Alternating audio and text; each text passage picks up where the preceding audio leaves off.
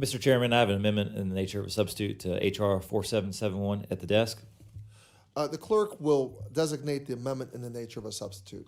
Amendment in the nature of a substitute to H.R. Text was 4471. circulated in advance pursuant to committee rules, and without objection, the reading of the amendment is dispensed with, and the substitute will be considered as original text for the purposes of amendment. Mr. Cunningham, you are recognized for 5 minutes in support of your amendment.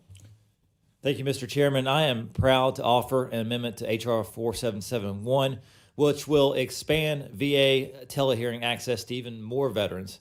H.R. 4771 would allow veterans with pending appeals with the VA to appear before the Board of Veterans' Appeals remotely from the comfort of their own homes. And this amendment will expand the scope of the bill to include non-disability compensation claims as well as appeals with VA departments outside of the VBA. I urge all of my colleagues on the committee to join me in supporting this amendment and the underlying legislation. I yield back the balance of my time.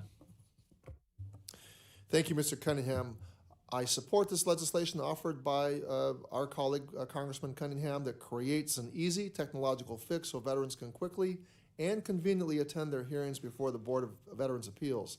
Veterans often face difficulties traveling to VA regional offices for their board hearings. These difficulties may arise out of wait times, scheduling challenges, or simply the distance an elderly or disabled veteran may have to travel to the regional office.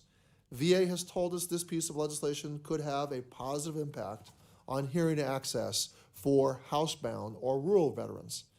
The VA Tele-Hearing Modernization Act permits veterans to provide testimony before a veteran's law judge via video conference from their homes or other remote locations.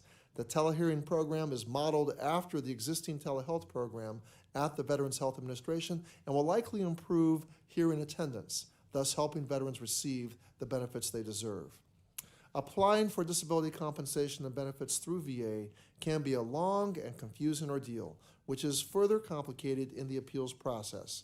This bill ensures veterans have the flexibility to appeal VA's decisions in a comfortable, accessible location without affecting the security of their personal information.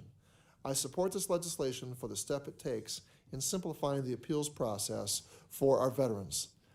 The amendment in the nature of substitute to the VA Tele-Hearing Modernization Act incorporates the suggestions of VA, Veteran Service Organizations, and our colleagues across the aisle and in the Senate. Importantly, a small change to the title of this bill allows any appellant to have his or her case heard before the board, and not just those individuals with disability compensation claims. This amendment allows anyone with an appeal for burial, education, or insurance benefits to utilize this new technology. Another important change reflects additional and more robust reporting requirements. As the committee responsible for oversight of VA programs, this data enables us to perform our job more responsibly. I'm hopeful these additional reporting requirements not only encourage VA to develop best practices when initiating this program, but also reflect our intention that VA collaborate with veteran service organizations for optimal results. This legislation is supported by Disabled American Veterans, the American Legion, the Veterans of Foreign Wars, and Wounded Warrior Project. I urge each of you to vote yes on the adoption of this amendment in nature of substitute. The amendment in nature of substitute shall now be considered as read for amendment and open for amendment at any point. Is there further debate on the Cunningham amendment? Dr. Rowe. Thank you, Mr. Chairman. H.R. 4771 would expand the Board of Veterans' Appeals hearing options to include telehearings.